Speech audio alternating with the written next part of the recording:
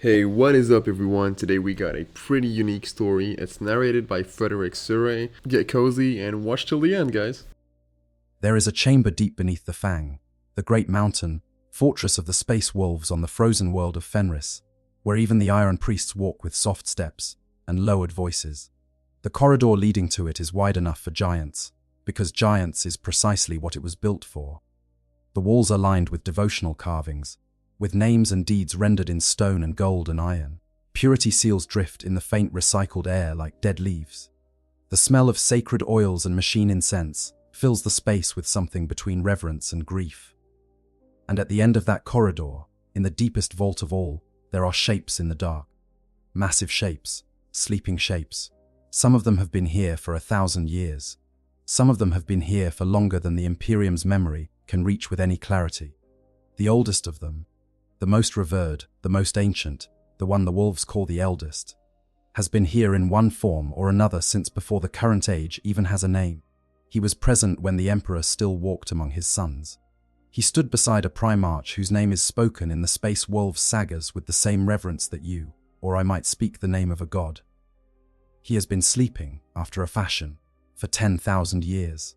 And here is the thing that the lore almost never stops to sit with, even though it is one of the most haunting details in all of Warhammer 40K. Nobody asks him what the sleep is like. Oh, they wake him. Occasionally, when the threat is great enough or the need is desperate enough. Or sometimes just because the young wolves want to hear the old stories again, the Iron Priests perform their rituals. The stimulants flow through ancient tubes, and the lights come on behind those armored eyes. They ask him about Lemon Russ. They ask him about the Great Crusade. They ask him for tactical guidance, for historical memory, for the kind of institutional knowledge that only a being who has personally participated in 10 millennia of history could carry. And John answers them, in that grinding mechanical voice, often with irritation, often with thinly veiled impatience, occasionally with something that might be grief if grief were able to survive that long in the metal shell of a machine. But nobody asks him what the long dark is like. Nobody asks what happens to a man, because he was a man once, underneath all that iron and adamantium. He really was. When consciousness fades in and out over the span of centuries. Nobody asks what dreams visit a mind that has been suspended in stasis for so long that the distinction between sleeping and waking has lost all practical meaning. Nobody asks. And the Dreadnoughts themselves almost never speak of it. That silence is not accidental. It is not an oversight of the law, not a gap that the writers simply forgot to fill in. That silence is the most honest thing about the entire Dreadnought experience. And understanding why it exists tells you something profound about what it actually means to be one of the Imperium's living relics. That is what we are going to explore today. This is the story of what it costs to live forever inside a metal tomb. This is the story of Jorn the Fell-Handed, who has endured 10,000 years in the deep halls and carries the weight of that eternity in every word he speaks. This is the story of ancient Rylanor, who spent those same 10,000 years alone on a dead world, forgotten by everyone except the single burning purpose that kept what remained of his consciousness anchored to something resembling sanity. This is the story of something called Murderfang, which was once a name and a history and a proud warrior of the Sons of Russ, and is now something else entirely. And this is the story of the Hellbrutes, the Chaos Mirror, which tells us the quiet, terrible truth that the Imperium's version of this existence is at pains to dress in ceremony and honor. Settle in. Let the cold come off these words. This one is not a quick story. Before we go any further, let us talk about the ceremony of the naming. When a dreadnought is first sealed, the sarcophagus is inscribed with the pilot's name. It is a scroll, attached to the exterior of the chassis, bearing the name of the hero currently interred within. The tradition is that when a new pilot is installed, the dreadnought takes a new name. The scroll is replaced. The previous name is not erased from the chapter's records. Space Marine chapters are obsessive archivists, particularly of their honored dead. But the machine itself receives the identity of its new occupant. Machine and pilot become one name, one thing, at least in the chapter's formal recognition of what has occurred. This tradition tells you something about how the chapters think about the dreadnoughts. It suggests that the machine is, in some sense, the stable thing and the pilot is the variable. That the chassis persists through multiple occupants the way a position persists through multiple holders. and that the name on the scroll is a current assignment rather than a permanent identity. The scroll says Brother Ancient Varnus, and if Brother Ancient Varnus dies in battle or his systems finally fail, a different scroll will be attached and a different name will be proclaimed. The Dreadnought continues, but from the pilot's perspective, the logic runs the other way. He is the stable thing and the chassis is the variable. He has an identity that predates the machine by decades or centuries of active service, and the machine is the vessel that now houses him. He did not become the machine. The machine became the vehicle for his continuation. The distinction matters enormously to the person inside the sarcophagus, even if it is academically complicated from the outside. And then time passes and stasis happens, and the years take what they take, and gradually, for some pilots, not for all, but for many, the distinction begins to blur. The identity that predated the machine is increasingly accessible only through the machine's records rather than through direct organic memory. The name on the scroll becomes less the label of a remembered self and more the only remaining evidence that the remembered self ever existed. The machine becomes the stable thing, not just in the chapter's formal recognition of it, but in the deeper, more fundamental sense that the machine is what endures, when the organic material inside it has lost the coherence to maintain a stable narrative of who it has been. At the extreme, you get Murderfang. The scroll on Murderfang's chassis says Murderfang because nobody knows what else to put on it. The name the warrior had before whatever happened to him happened is lost. Possibly because the records were lost. Possibly because no one who knew it is still alive to confirm it. Possibly because by the time the space wolves found him, whatever remained of the consciousness inside had already forgotten it. Murderfang is the name the chapter gave to something that no longer remembered its own name. And the thing inside Murderfang's sarcophagus, if it is conscious of anything at all in the way that consciousness is usually understood, does not know that it once had a different designation. The scroll is the only identity remaining, and the thing inside is not coherent enough to read it. Between the new Dreadnought, who still flinches at the alien weight of the chassis and reaches for hands that are not there, and Murderfang, in whom nothing reaches for anything anymore, is the entire arc of the Dreadnought existence. It is a long arc. It proceeds differently for different pilots, at different rates and toward different endpoints, shaped by the particular character of whoever was sealed inside and the particular conditions of their centuries of service. Bjorn is still Bjorn at the far end of it, because of the specific qualities that Russ either chose to preserve or simply recognized would preserve themselves. Rylanor arrived at the end of his own version of it still Rylanor, because the purpose held the pattern together long enough to matter. Others arrive at the end as shadows, then as echoes, then as nothing the chapter has a name for except long, deserved final rest. The ceremony of the naming is the chapter's attempt to hold on to the person inside the machine while acknowledging that what the machine creates is something between a person and an institution. The scroll says this is still the same warrior who earned the honor of this vessel. The warrior inside the vessel knows that the statement is true in some ways and complicated in others, and gets more complicated with every cycle of stasis and waking that passes. Let us start with what a dreadnought actually is, because the common understanding gets it slightly wrong in a way that matters enormously.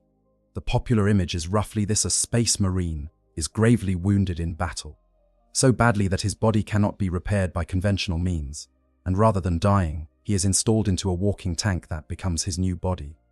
He retains his mind, his memories, his personality, his tactical genius, and he continues to serve the chapter as a venerated hero. The machine becomes him and he becomes the machine, and they stride together into war as a living weapon shaped by centuries of experience. It is a kind of immortality, a harsh and limited one, but immortality nonetheless. That understanding is not wrong, exactly, but it frames the transformation as a continuation, when the law is quite clear that it is actually a rupture. The reality is far more surgical and far more final than the popular conception suggests. When a space marine is broken beyond the ability of his chapter's apothecaries to repair, and when the decision is made, by the chapter master, by the chief apothecary, by the chaplains who assess whether the warrior's spirit burns bright enough to justify this particular form of preservation. The process that follows is not simply installing a soldier into a machine. It is the reduction of that soldier to his essential components. Everything deemed non-essential to sustaining consciousness is stripped away. The The pilot ends up as what one source describes as little more than a sack of organs and brain matter, suspended within an armored glass amniotic tank filled with a thick, cold fluid. His shattered lungs breathing liquid instead of air, his nervous system rewritten by the implantation of the mind impulse unit, the neural interface that fuses his consciousness to the mechanical systems of the chassis. The amniotic fluid is described as being like thick oil, numbingly cold. The Marine breathes it, circulates through it, exists within it. His lungs, those massive twin, chambered organs that were engineered to process alien atmospheres and filter chemical weapons, now inflate and deflate around liquid rather than gas. It is not painful, precisely, but it is profoundly alien, and it is permanent. There is no emerging from the sarcophagus. Once the seals close, they do not open again. The Dreadnought is not a suit of armor that can be removed at the end of the day. It is a tomb that has been built around a still, living occupant and locked from the outside. The key is thrown away. What replaces the body is not nothing, but it is radically different from the experience of embodied existence in ways that accumulate over time into something very like a kind of amputation.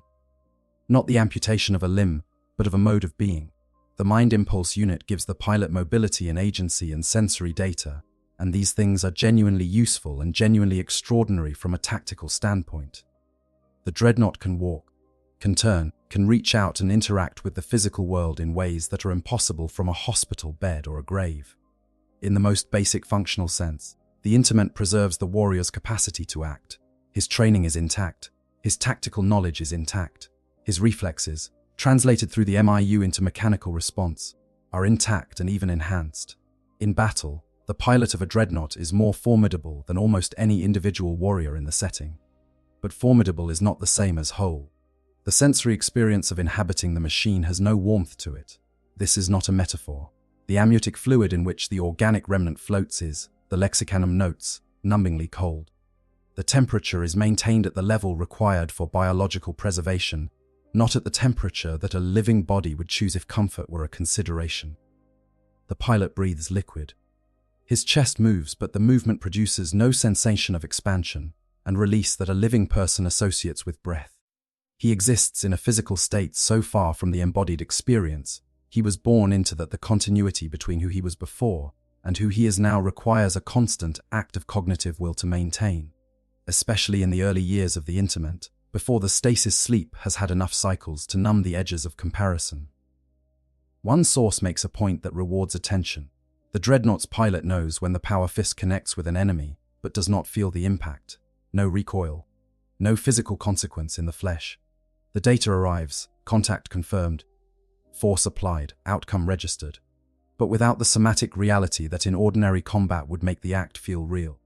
For a warrior whose entire training is built around the physicality of fighting, around the discipline of a body subjected to decades of conditioning and practice and battle, until every movement is instinct rather than calculation, this is a stranger loss than the obvious one. The loss of the body itself is the big, visible loss. The loss of the feel of the body in action is the quieter, more pervasive one.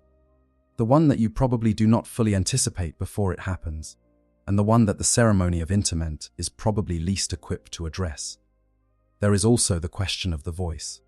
An interred warrior's thoughts and emotions are translated by the Dreadnought systems into a simulated vocalization loosely reminiscent of the pilot's original flesh voice. The lexicanum tells us, loosely reminiscent, not identical, not the voice that the warrior grew up speaking in, not the voice that his brothers knew, not the instrument through which he sang the chapter's battle hymns or swore his oaths, or simply spoke in the ordinary unguarded way of someone who is not performing a role, but simply existing. A translation, a rendering. The vocoder catches something of the pattern and the cadence and the pitch, and the resulting sound suggests the original, the way a copy of a painting suggests the original rather than being it.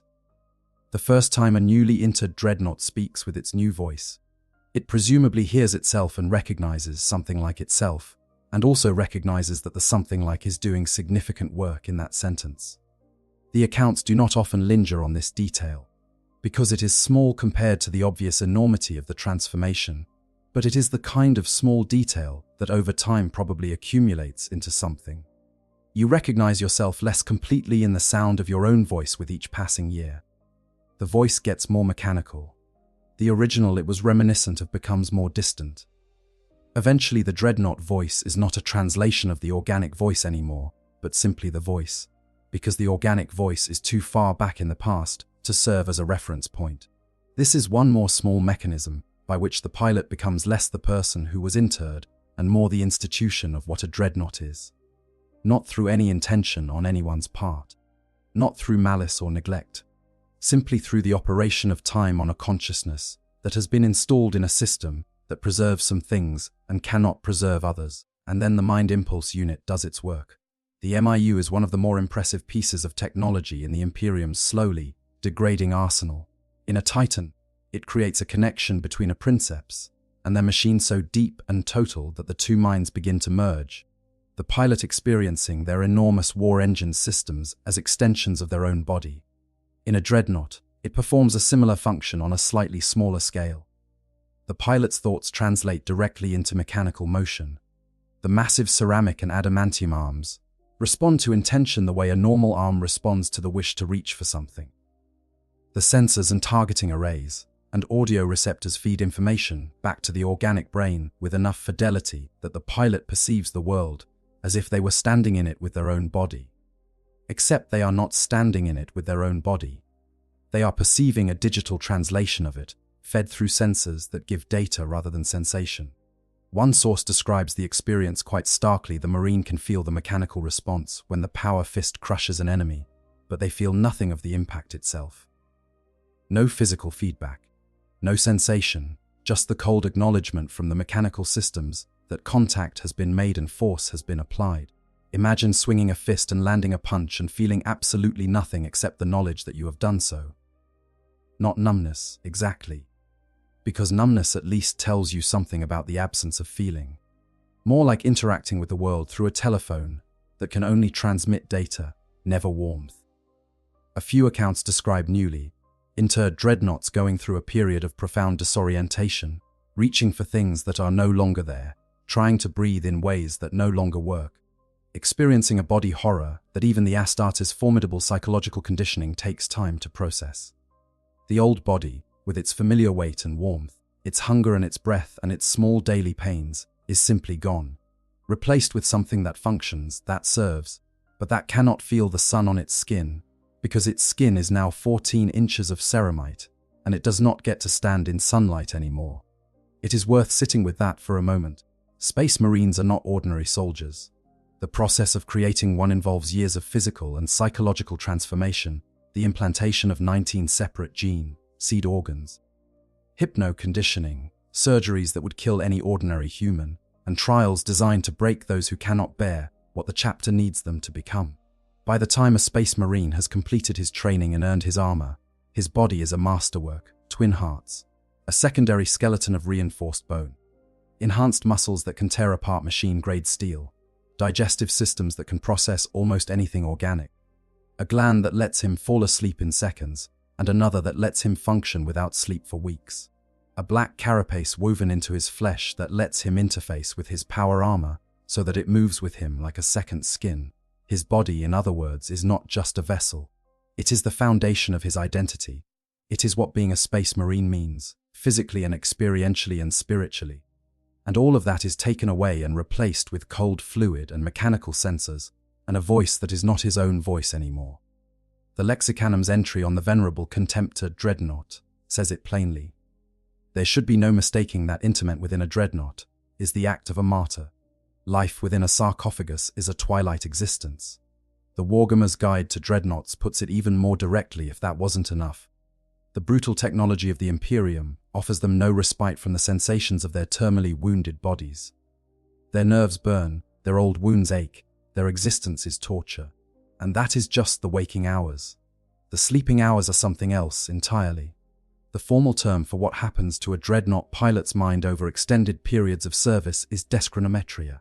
It is listed in the Lexicanum alongside lethargy, confusion, and even senility as one of the documented effects of the extended neural interface between a biological consciousness and a system as large and complex as a dreadnought. The word is clinical in the way that medical terminology tends to be clinical, which is to say it describes something profound with a precision that strips out most of the horror. Dyschronometria means Essentially, a disorder of time perception, an inability to accurately sense the passage of time, a blurring of the boundary between when things happened. For a dreadnought pilot who spends centuries cycling in and out of stasis, this is not a metaphor. It is not a poetic description of feeling old or disoriented. It is a literal neurological condition, a rewiring of the brain's relationship to temporal sequence that accumulates across every awakening and every return to sleep, building up like scar tissue around the parts of the mind that are supposed to keep track of where in time you are. Consider what stasis sleep actually involves.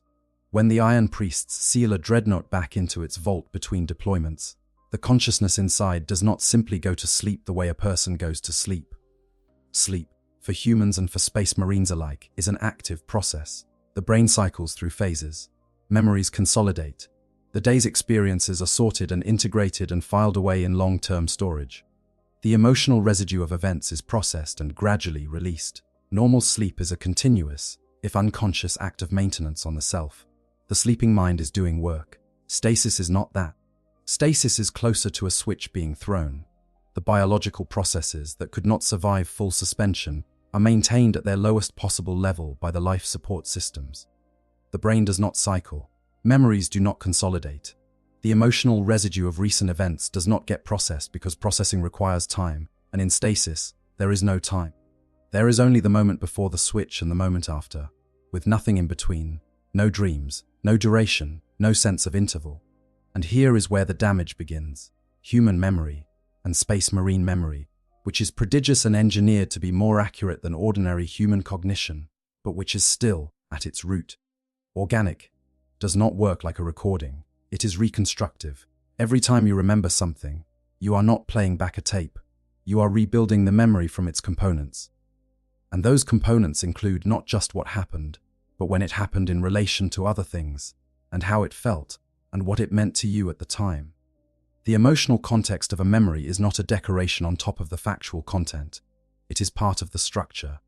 Remove the emotional context and the memory becomes a fact without weight, something that happened but that no longer quite connects to the person who experienced it. Stasis, by preventing the normal processing of experience, disrupts this.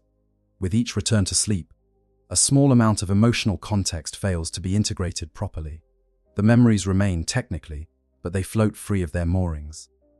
A warrior wakes from 100 years of stasis, and he remembers the battle he fought before the sleep, but the memory has the quality of something read rather than something lived. He knows, factually, that he was there. He knows the outcome. He can recall the sequence of events with the precision of a trained soldier. But the feeling of being there, the visceral reality of the moment, that has faded. And it will not come back, because the processing that should have locked it in place happened too long ago, and was not given the conditions it needed to complete properly. And then consider what happens over centuries, over thousands of years, over 10,000 years. The Warhammer's Guide describes it this way: each awakening brings faded memories, eroding personality, and the slow realization that everyone you knew is dust. That last part is especially significant. Every time a dreadnought wakes, the world has changed. Brothers who were alive at the last waking are gone. The chapter master has changed, possibly multiple times. Wars that were current events when the pilot went to sleep are now history. Technology has evolved, or more precisely degraded, since this is the 41st millennium and things generally get worse rather than better.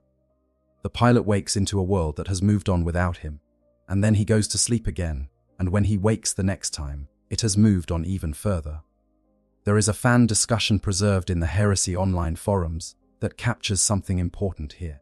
It notes that when a character in the novel Prospero Burns undergoes stasis sleep, the disembodied minds in that state seem to be existing in a kind of dream world where other consciousness bearers are present, communicating in a liminal space between wakefulness and void. And it raises the question of what dreadnought stasis might be like when the only material the consciousness has to work with, the only sensory input, the only experiential raw material, is the accumulated weight of battles and centuries and losses. How much of the dreaming must be about war? How much of it must be about conflicts that actually happened? And how much might be about battles that the pilot only dreamed they fought, blurring with campaigns real and imagined until the map no longer corresponds to the territory? The answer to that question is that nobody in the lore knows. The tech marines who anoint the sarcophagi with sacred oils and chant the litanies of preservation do not have access to what is happening inside the stasis vault while the systems are sealed. The chaplains who maintain the rites of memory and duty are working from the outside, tending to the shells rather than the consciousnesses within them. And the dreadnoughts themselves, when they wake, do not say, "We will return to that silence in a little while. It matters enormously. But first, let us talk about where they sleep." The ritual of awakening deserves particular attention, because it captures in miniature the strange dynamic that defines the dreadnought's relationship with the chapter. The Iron Priests, the Space Wolves equivalent of the Tech Marines, the warrior engineers who maintain the chapter's machines and sacred relics, do not simply switch the dreadnought on the way you might restart a generator. The awakening is a ceremonial process, structured by ritual and protocol, proceeding through specific steps that have been maintained through generations of practice. Chemical stimulants are introduced through the tube connections to help clear the stasis residue. The systems are brought online in a specific sequence. The voice casters are activated before the optical systems, so that the pilot can speak into consciousness before he can see where he is. And then someone speaks the ritual opening, the formal invitation to return from wherever the pilot has been. For Jorn, the ritual opening is the question that his skalds have rendered into something between legend and comedy over the millennia. Ocho Kenas Bjoan, the thundered demand, echoing through the chamber on the Vox casters, is both a check of the voice systems and a reassertion of identity. He is Jorn. He must be addressed as Bjorn.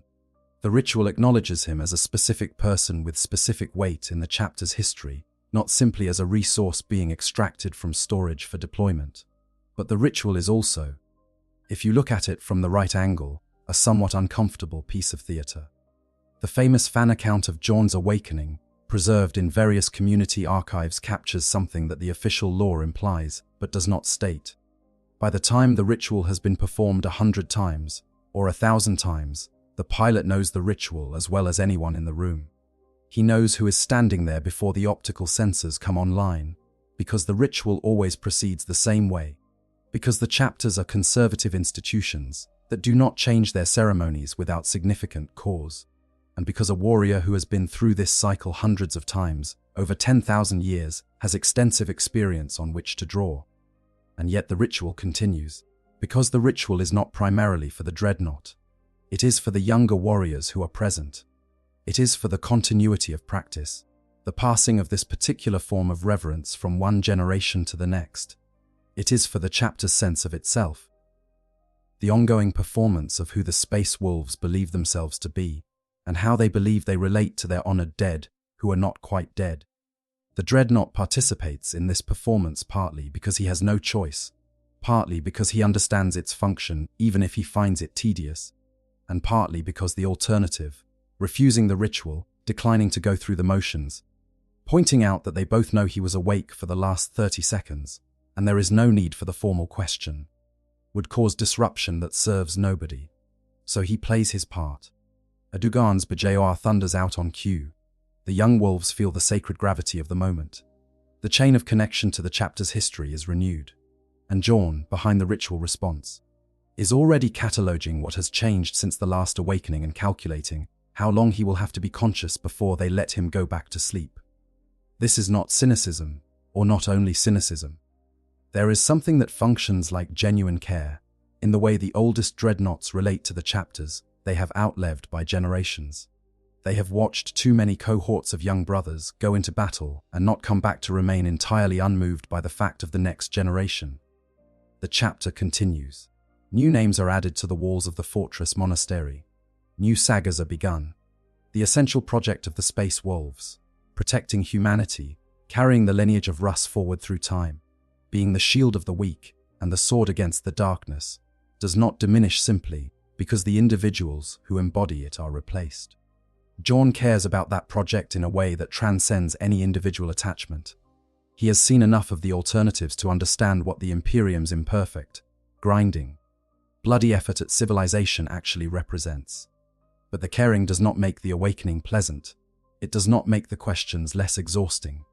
And it does not make the return to the dark, when the battle is won or the counsel has been given, anything other than what it is. The chamber where a chapter's dreadnoughts rest between campaigns is not simply storage. The way it is described in the lore says a great deal about the ambivalence of the Imperium's relationship with what it has done to these warriors. It is called different things by different chapters, but the consistent elements are these: it is deep within the fortress, monastery, below the training halls and the archives and the apothecarium, in a place of controlled climate and sacred silence. It is referred to sometimes as the chapel, sometimes as the reliquary, sometimes simply as the vault. The dreadnoughts stand or are placed in their resting alcoves, sealed into their stasis caskets or simply powered down to minimal function, connected to the life, support infrastructure of the building itself. Their sarcophagi are treated as holy objects, which they are in the imperial sense, because a space marine hero is a relic of the chapter, and the chapter is an instrument of the emperor's will, and everything in that chain of veneration is sacred. The tech marines visit daily. They apply sacred oils and machine bombs to the outer casings, chanting the litanies of preservation as they work. The rituals serve a practical function. The oils are maintenance compounds. The chants are mnemonic frameworks for the maintenance procedures they are performing. But they are performed with religious reverence, because in the Imperium the distinction between the practical and the sacred has been intentionally blurred for so long that nobody is entirely sure where one ends and the other begins. The dreadnoughts are tended to the way one would tend to the tomb of a saint, because that is, in a sense, exactly what they are. Space Marines from other parts of the chapter visit too, not always with a specific purpose, sometimes simply to stand in the presence of the ancients, to breathe the same incense, heavy air, and feel the weight of all that accumulated history pressing down. The accounts describe this as almost meditative, younger brothers seeking the gravity of those who have come before them, borrowing some small measure of the continuity that these sleeping giants embody. And meanwhile, inside the stasis caskets, the pilots wait. There is something in the description of the space, if you read it closely and allow yourself to sit with the implications, that resembles very little so much as a graveyard. The parallels are not subtle. These are spaces dedicated to those who have died, partially incompletely, in a manner that the Imperium has decided to call something other than death, because the word would be too uncomfortable. The ceremonies of tending the sarcophagi map almost perfectly onto the ceremonies of tending graves' regular visits, offerings of symbolic substances, prayers spoken to the occupants who cannot hear them, the preservation of memory and name and record. The tech marines are groundskeepers. The visiting warriors are mourners who have been told that the mourning is premature, that the occupants are still here, still serving, still present. And the occupants are, in a technical sense, still present. Their hearts beat, their brains process, their consciousness persists. But the Warhammer's guide says something that cuts right to the heart of the matter when it notes that it is an honor to become a dreadnought, but an honor that none would choose willingly. That qualifier, that nobody would choose it willingly, is doing a lot of work in a single sentence. It means that if the warrior had been asked, beforehand, with full knowledge of what awaited them, many, perhaps most, would have said no. They would have chosen death, real death, over this. And they were not asked. The chapter master decided, with the chief apothecary's assessment and the chaplain's sanction, and then it was done, and the choice was no longer the pilot's to make. The chambers, then, are not just sanctuaries. They are the places where people who did not choose their fate are kept between deployments. And the solemnity and reverence that surrounds them is not quite what it looks like at first glance. Some of it is genuine honor, genuine gratitude, genuine awe at the sacrifice these warriors represent. But some of it, if you read the lore with one eye slightly squinted, looks remarkably like the elaborate ceremony that any culture develops around the things it feels guilty about. The Imperium does not admit guilt. It does not have the philosophical infrastructure for that kind of self-reflection, not at the institutional level. But guilt leaves marks even when it is not acknowledged, and the meticulous, almost obsessive care that goes into the maintenance of these sleeping giants feels, in places, less like celebration and more like propitiation. It feels like an apology that nobody is allowed to say out loud. There is a detail about what happens when a dreadnought is destroyed in battle that reveals, perhaps more clearly than any other single piece of lore, what the chapters actually think about what they have done to these warriors. If a dreadnought is destroyed in combat, if the armored sarcophagus that contains the pilot is breached, if the life support systems fail, if the organic remnant inside is killed by whatever force finally penetrates the layers of ceramite and adamantium, the Space Marines will fight to recover the shell. Not because the technology inside the chassis is irreplaceable, though it often is. Not because the weapons are still serviceable, though they may be. But because, the Lexicanum tells us, if the Dreadnought is destroyed, the Space Marines fight to retrieve the armored shell so that the occupant can be returned to the chapter's mausoleum for his long-deserved final rest. Long-deserved final rest. That phrase is not accidental and it is not decorative. It is an acknowledgement, expressed in the circumspect language of institutional formality, that the rest has been deferred for a very long time, and that the deferral has been costly. Long deserved. Not simply deserved in the usual sense of earned through service. Long deserved in the specific sense that it was owed long before it arrived, that the delay between the earning and the receiving has been significant, that the chapter is aware, at some level, in this particular form of words, that what has been done to these warriors required something in return that has been a very long time coming. The mausoleum is the reward. The final rest is the payment of a debt that the chapter has been carrying since the day the sarcophagus was sealed. When the shell can be recovered and the remnant inside is gone, the ceremony changes. No more oils and litanies and daily maintenance rituals. Something different, something that acknowledges the completion of the service rather than its continuation. The warrior is honored in death in the way that an ordinary Space Marine is honored in death, with the difference that this particular honor has been delayed by the length of the Dreadnought service, which might be a century or might be several thousand years. Long-deserved final rest. If you needed a single phrase to summarize the Dreadnought's experience from the perspective of the institution that created it, you might not find a better one. The institution knows it is asking for more than it is giving. The institution knows that the rest was deserved, and that it did not allow the rest because it needed the service more than it could afford to be fair. And the institution has built, into its formal language around the Dreadnought, a small, quiet acknowledgement of this, a recognition that the rest was owed, that it has been a long time coming, and that the chapter is glad, in its grave institutional way, to finally be able to offer it. The Dreadnoughts do not hold this against the chapters, or if they do, the anger is absorbed into the general fund of bitterness that seems to sustain the most ancient of them, and it does not emerge as resentment toward the specific brothers who perform the daily maintenance or stand in respectful silence in the deep halls. The chapters are made up of individual warriors who had nothing to do with the original decision, who are themselves products of the same institutional culture that created the Dreadnoughts, who are genuinely trying to do right by a situation that no one designed for comfort. The ceremony is real love even when it is also, underneath, a kind of appeasement. And the Dreadnoughts, who have been watching generations of their brothers grow and serve and fall for centuries or millennia, have a perspective on the chapters that transcends the specific complaints. They have seen enough to know that the institution they serve is, in the final accounting, worth serving, despite everything it asks, despite the cold, despite the fluid, despite the voice that is not quite their voice, and the hands that are not quite their hands, and the dreams that nobody can ask them about, and nobody would be given the words for anyway. His name, before the machine became his body, was simply Jorn, not a great name by the standards of Space Wolves sagas, which tend to run toward the operatic, just a name. He earned his epithet later, on the slopes of a ruined world, losing his arm to a daemon, so that a man whose name he had accidentally endangered could survive.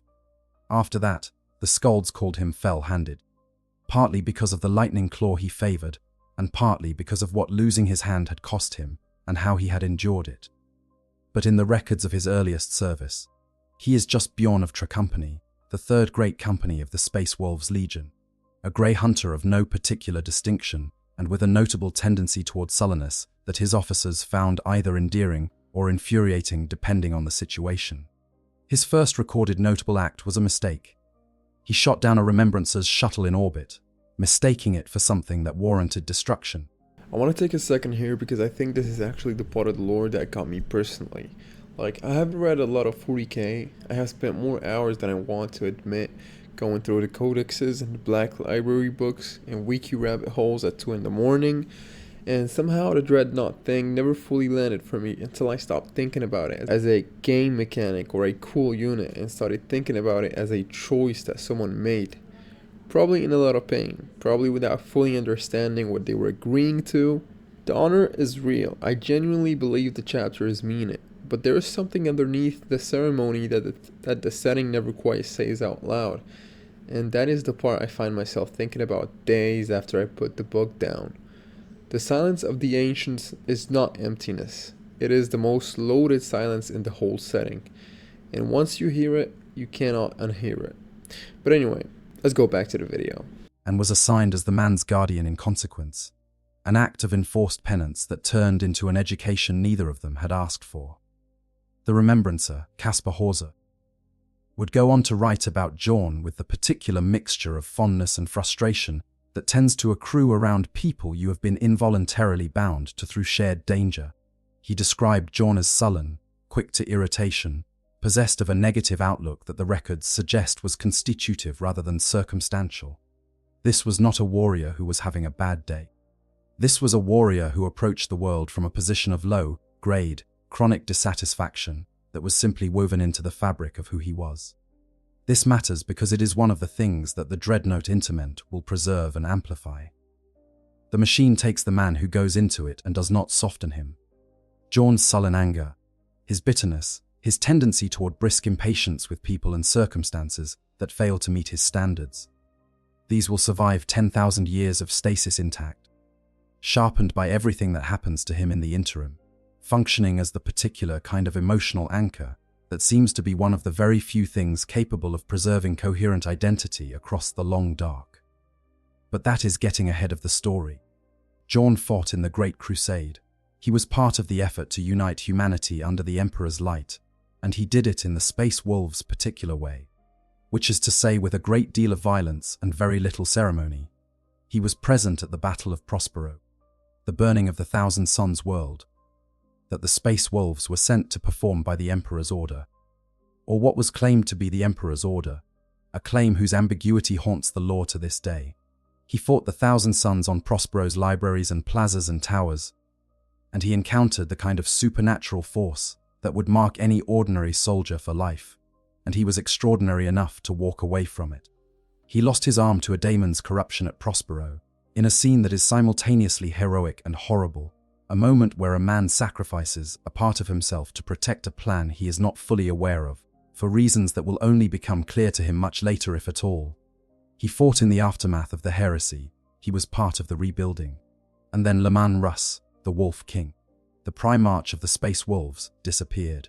Russ rode into the Eye of Terror, the great permanent wound in reality left by the fall of the Eldar, and did not come back. He told almost nobody he was going.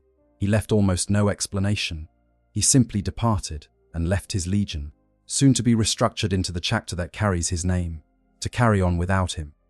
And the one member of his personal Wolf Guard that he chose to leave behind, the one warrior he selected to remain when all the others went with him, or were dismissed or fell away in other ways, was Jorn.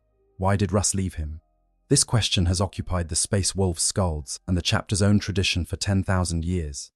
The official answer, the one the Skalds preserve, is that Russ understood Jorn's unique quality, his sullen, incandescent anger, his refusal to be soothed or flattered or distracted, his particular brand of determined grimdark endurance, and recognized that this quality would sustain him across the long vigil better than any other gift the Primarch could have bestowed.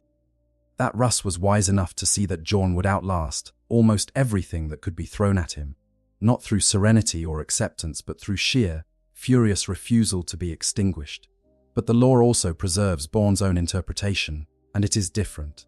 Jorn believed, and the Lexicanum states this directly, that Russ had left him behind with the foreknowledge that Jorn would survive as a dreadnought, and that his incomparably cold anger would keep him not only alive in battle but sane of mind, and therefore able to guard over the Space Wolves throughout the generations.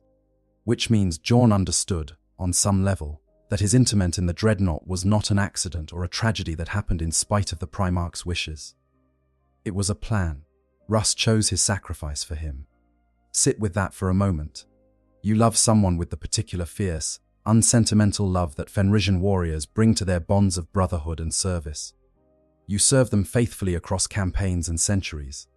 You are the last one they leave behind, the last member of a guard that has been your entire world, and they give you no explanation for why, and they disappear into the darkness of the Eye of Terror, and they do not come back. And then, in the fullness of time, you are mortally wounded in battle, the Proxima Rebellion in 934, M31. A fortress assault that leaves you broken beyond the apothecary's repair.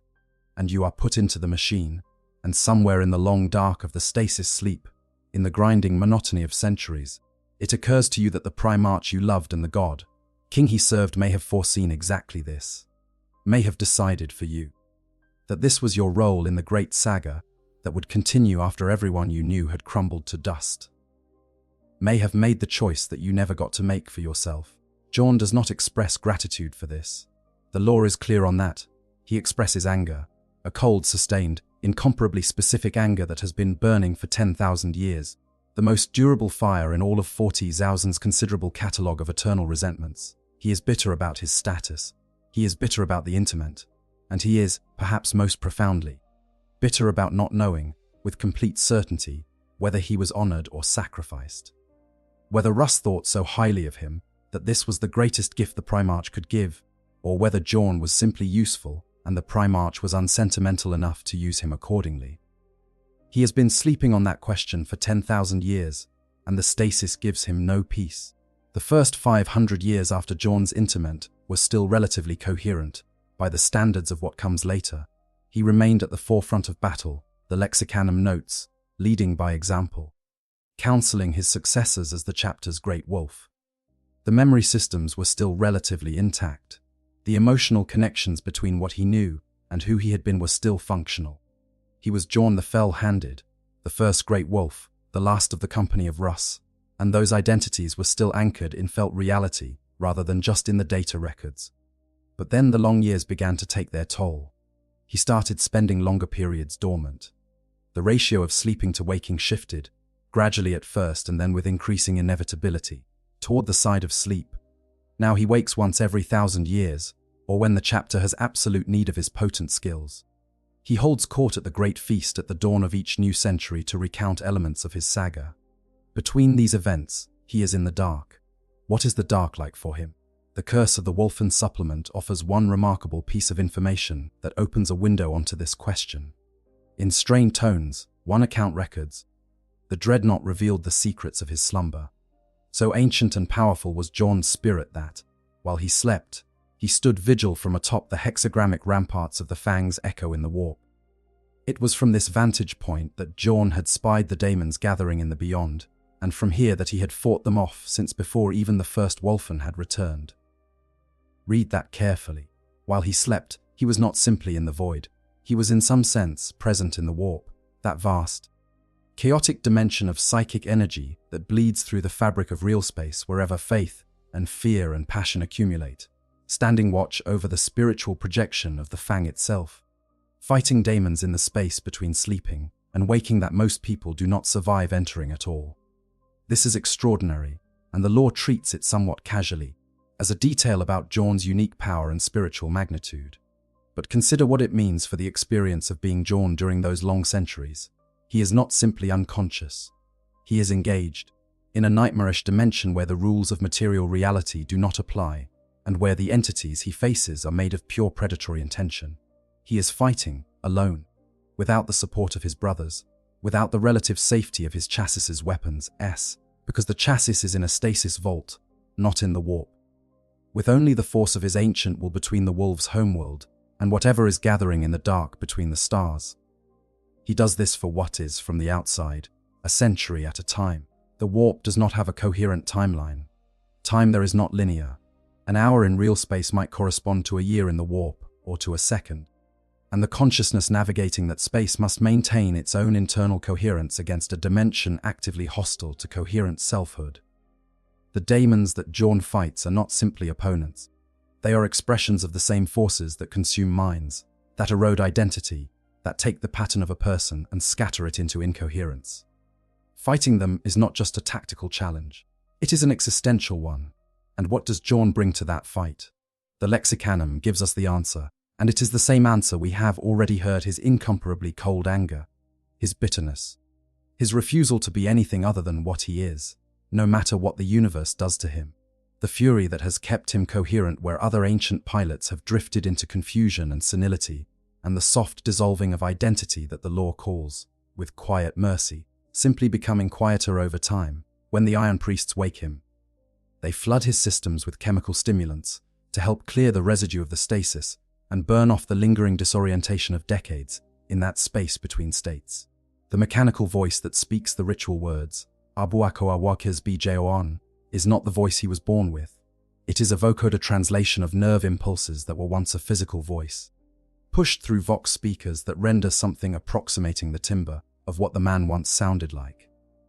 The voice that answers to that question is simultaneously him and not him, simultaneously the warrior who fought beside Russ, and the machine that has consumed everything except the irreducible kernel of who he was. He comes back grumpy. This detail, preserved in humorous form in countless fan accounts of the ritual awakening, is actually one of the most significant things the lore tells us about him. The anger is still there. After 10,000 years, the anger is still the first thing that surfaces. It means the core of who he is has survived. But the Lexicanum also notes that his sullen nature was only exacerbated by Dreadnought Interment, not created by it. The machine does not create new personalities. It takes what is there, and over time, removes the moderating elements, leaving the essence more concentrated and less diluted. Which means that for Bjorn, who was already defined by his sullenness and his bitterness and his cold, patient fury, the 10,000 years have made him more fully himself while simultaneously stripping away the softer things. The warmth, if there was warmth. The capacity for the kind of joy that comes from ordinary life, from a good meal, from the sun on your skin, from sleeping in the way living things sleep and waking to find the world continuing as it should. All of that is gone. What remains is the anger, honed to a precision that 10,000 years of sustained purpose has given it, pointing at the central injustice of his existence like a compass toward magnetic north. He does not say what the long dark is like. He says Duo Akenas Bjon, and then he gives his counsel, or he fights his battles, and then he goes back to sleep. But we can infer something from the shape of him, from what has been preserved and what has not, from the things that surface when he wakes and the things that never do anymore. We can infer that whatever those 10,000 years of stasis have contained, it is not something that lends itself to description in terms that the living could understand, and that even if the words existed, the telling of it would require a kind of vulnerability that sits very badly alongside 10 millennia of cultivated, necessary bitterness. So he does not tell it, and the space wolves, who are not idiots and who love their ancient in the fierce, complicated way that the Fenrisian culture reserves for those who have suffered greatly on your behalf, do not ask. There is a passage in the Curse of the Wolfen supplement that deserves more attention than it typically receives, because it opens a door onto the interior of Bjorn's existence that the lore rarely cracks. In strained tones, the account says, the Dreadnought revealed the secrets of his slumber. The phrase in strained tones is worth examining, not in matter-of-fact tones, not in the direct, slightly brusque way that Bjorn normally communicates, in strained tones, as if the telling cost something, as if this is not a piece of information he offers easily or often, as if it has been sitting in the sealed space of his private experience for a very long time and is not accustomed to being spoken aloud. What he reveals is that his sleep is not simply void. While he slept, his spirit, and the lore uses that word spirit, which in the 40,000 setting carries genuine metaphysical weight rather than being purely figurative, stood vigil from atop the hexagrammic ramparts of the Fang's echo in the warp. He has been fighting daemons while asleep for, at minimum, as long as the Wolfen situation has been developing, which means for at least the period leading up to 999, M41. Given the scale of his existence, it is probably safe to assume this has been happening for much longer. The hexagrammic ramparts of the Fang's echo in the warp. The Fang is the Space Wolves' fortress monastery, carved into a mountain so vast that it functions as the chapter's entire civilization in miniature, housing everything from the training halls to the gene, seed vault to the deep chambers where the Dreadnoughts sleep. Its echo in the warp is a psychic reflection of the physical structure, a projection of the Fang's significance and identity into the dimension where significance and identity have physical consequences. the hexagrammic wards. Protective symbols etched into the spiritual architecture of the place are the psychic equivalent of the Fang's material defenses. Barriers designed to keep what should be outside from getting in. Jorn stands watch on those barriers. While the Iron Priests tend to his physical shell, and the chapter's younger warriors pursue their training and campaigns, the ancient in the sarcophagus is elsewhere, in a dimension where the rules are different, fighting a continuous rearguard action against forces that would like to seep through the walls of the wolves' spiritual home and do to it what the warp does to everything it gets its fingers into, which is to corrupt and dissolve and consume. He has been doing this since before the Wolfen first returned, before 999, M41, which means at minimum through the months of shame in 444, Ep 41, and possibly much longer, possibly all the way back through the Battle of the Fang in 742, M32, and possibly further still, into periods of the chapter's history, so remote that they are preserved only in the sagas that Jorn himself carries in what remains of his organic memory. And he has been doing it alone. This is the thing that the revelation of the warp, Vigil, makes quietly clear. Jorn's centuries of stasis are not passive. They are not empty. They are not restful in any sense that the word rest usually implies.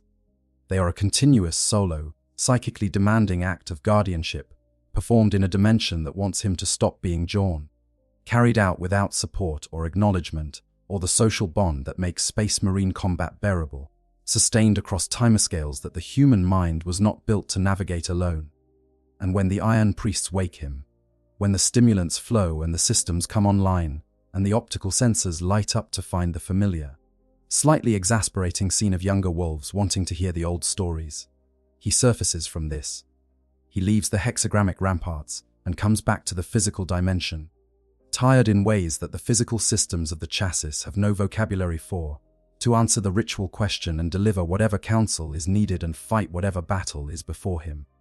And then, when the mission is complete and the chapter says thank you and you can rest now, he goes back.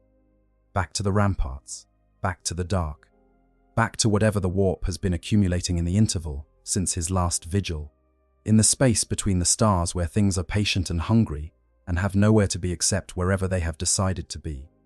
The strained tones. The revelation offered not as history, but as disclosed secret.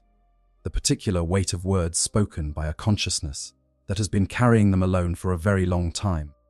This is why he does not talk about the dreams. Not because the dreams are merely dreams in the ordinary sense, fragments of processed experience, images without consequence. The brain's maintenance work made briefly visible to consciousness during the lighter phases of sleep. But because what happens in that space between sleeping and waking, the warp vigil and its endless patience and its endless cost, is not something that belongs to the register of story that the chapter's tradition is built to contain. The sagas can hold battles and losses and oaths and the deaths of brothers. They can hold grief and honor and the specific weight of 10,000 years of faithful service. But they cannot hold what it is to stand in the warp alone, for a century at a stretch, fighting things that are made of the dissolution of everything a person is, in a dimension where time does not move the way it should, and the only anchor is the thing inside yourself that is most essentially you. The anger, the cold, bitter, unextinguished anger that has been burning for 10,000 years. That is the anchor.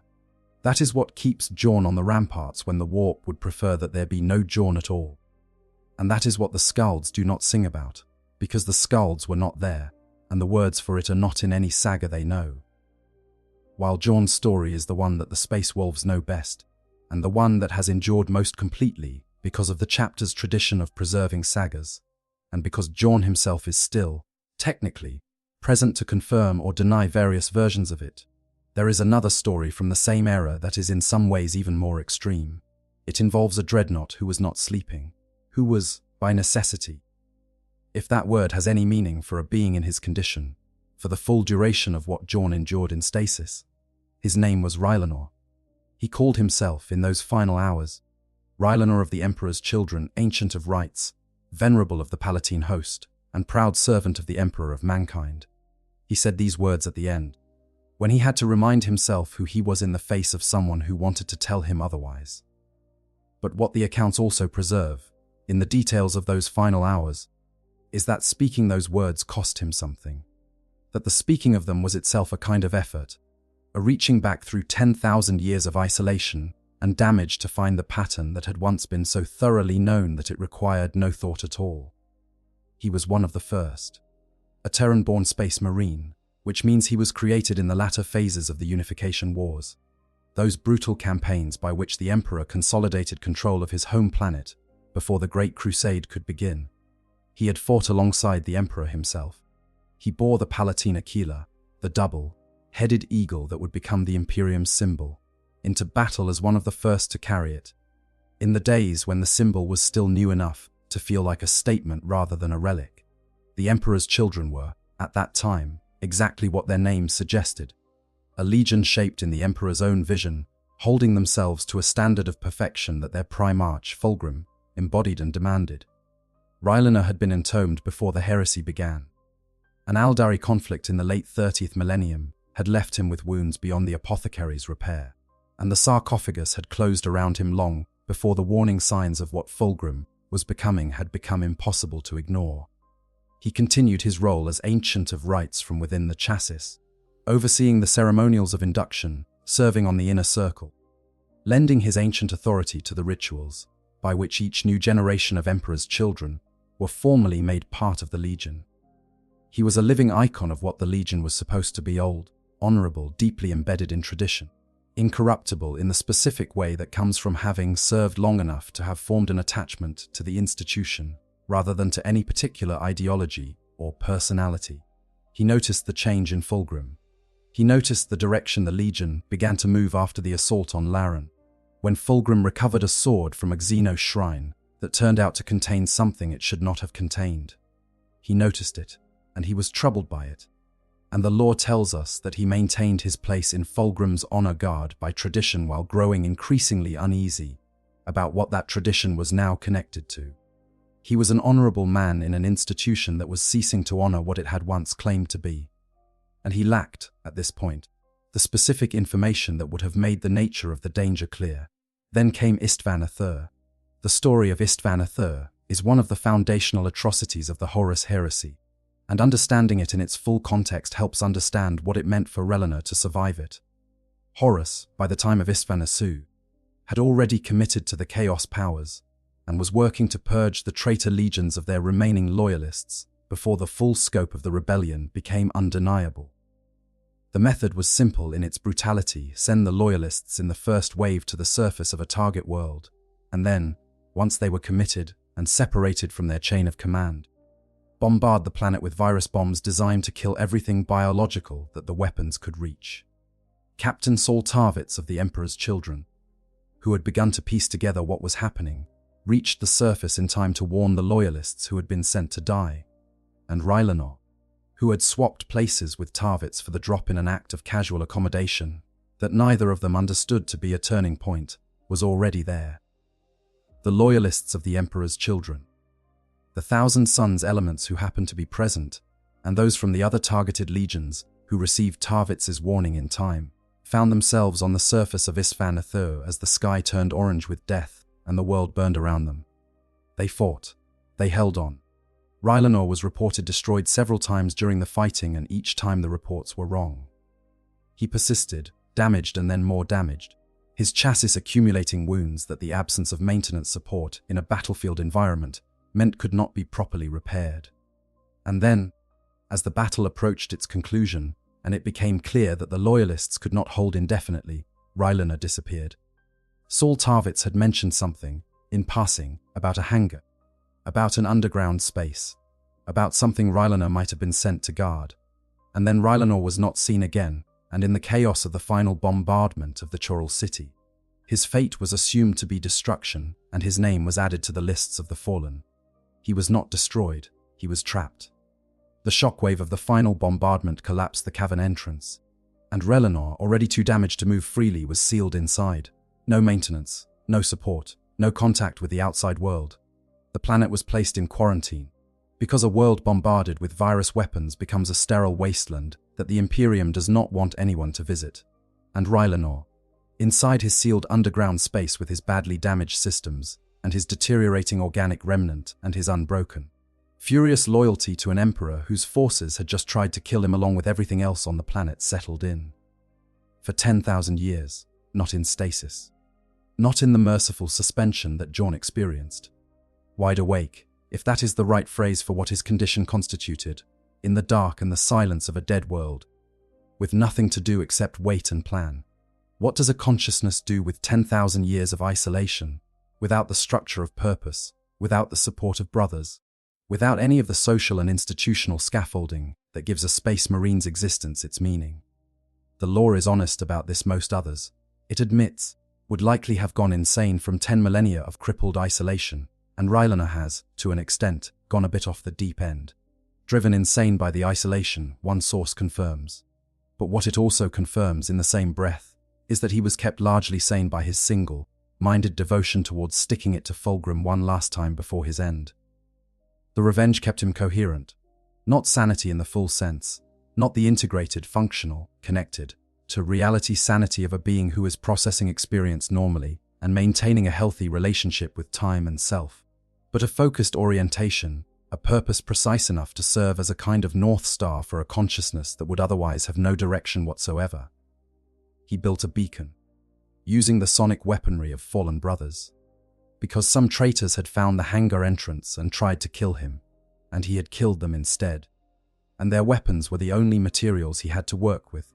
He constructed a device that could, when activated, broadcast a psychic signal into the warp, a signal designed to draw one specific entity to one specific location. He wired it to an unexploded virus bomb that he had found somewhere in the debris of the original bombardment, and then he waited, damaged and still and alone, for 10,000 years, for the moment when Fulgrim could be made to come to him. When the Thousand Suns sorcerers found him, because the beacon attracted Magnus's attention along with Fulgrim's, and he sent a reconnaissance team to investigate what was broadcasting from a world that should have been lifeless.